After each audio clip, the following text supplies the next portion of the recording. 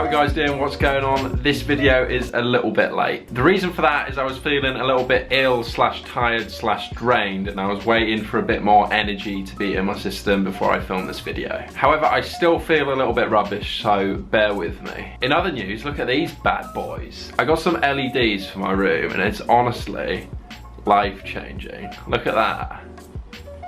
What colour's the best for this video? Alright, let's get going with the good old questions, shall we? What place in the world did you reach or visit because of modelling? Alright, so I could just tell you a big list of all the places I've been. However, I think I've got a better way of explaining it. Let me get some stuff.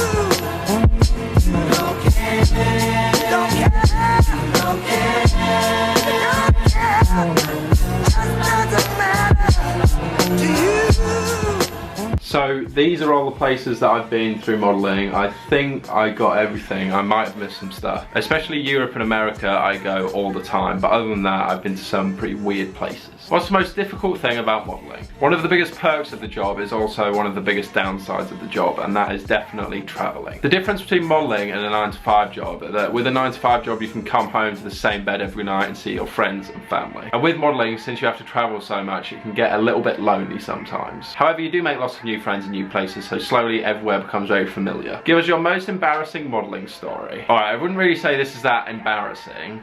No, this really isn't that embarrassing. Backstage at the Chanel show in Paris, I was getting my hair done by a hairstylist, and I kind of got kicked out of my seat because Kendall Jenner turned up and she's more important than me. It's not embarrassing, it's just like, come on.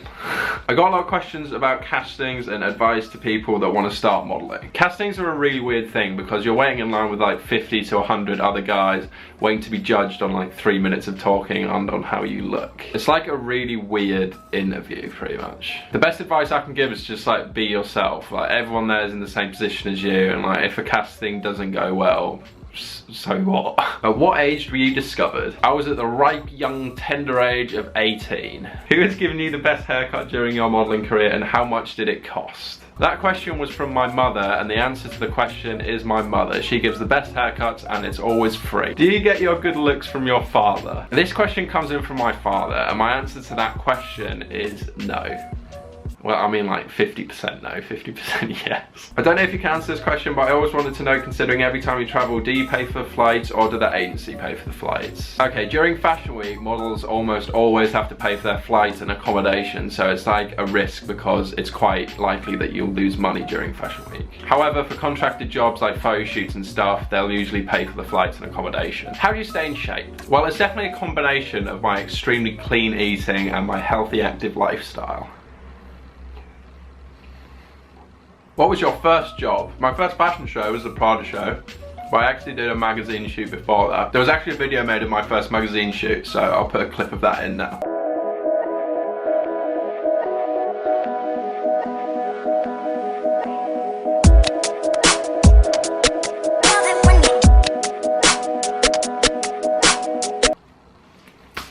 How much do models earn? No one on the industry is really on like a set wage, so some models can do Fashion Week and actually lose money because they might not have booked a show. The only real set wage in the industry is if you do a fragrance campaign, and then you'll get a set wage every year that it's used. So the amount models earn per year can range anywhere between £0 to much more than £0. Where do you start modelling? Do you just go to the agencies and present your portfolio? I'd say that's probably the best option. It's either that or get lucky and get scouted, which I was. Why did you start your modelling career? I never really dreamed of being a model, but when the opportunity came up to work and travel at the same time, I was like, yeah boy. So the reason I started modelling, I guess, is because there was this window of opportunity and I went right through that window head first. What's the most awkward fashion show or editorial you've ever done? I once did a show where Lil Wayne was supposed to be performing just before we walked out during the show. And the guy turned up and he was on like every drug known to man. And then he performed for like 1 minute and then dropped the mic because the crowd weren't singing along to his song. So yeah, that was a bit weird. Do you ever have problems being 6'4" and being a model? When I first started, I was a little bit shorter than I am now, and usually these days I'm like the tallest guy in the show. What goes hand in hand with height is foot size, and shoes are always too small for me during shows and photo shoots. For the sake of success, my feet have taken an ungodly battering over the years getting into shoes that are too small for me. Also, traveling on planes all the time with legs like mine is not fun. Today I passed by Fifth Avenue and saw a huge poster reviewing the shops. How does it feel when you see yourself 10 times larger when you walk into a store and see yourself modelling? You know when you walk into the bathroom and see yourself in the mirror? It's remarkably like that. But on a real note, I still don't really know how I feel about it because it's part of the job, but at the same time it's like really surreal. How and when were you scouted? Pretty sure I've answered this before, but basically my mum's friend was having a birthday party and needed someone to bartend.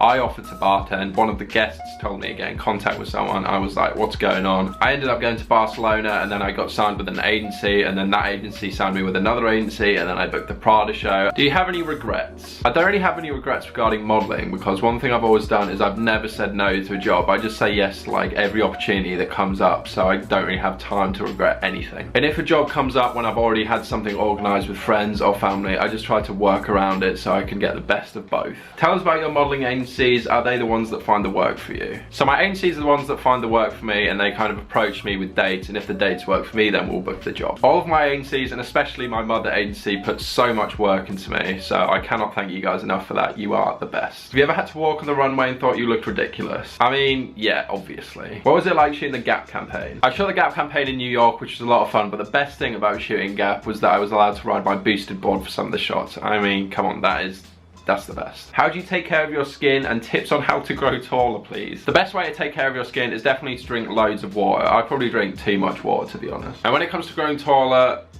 I don't know.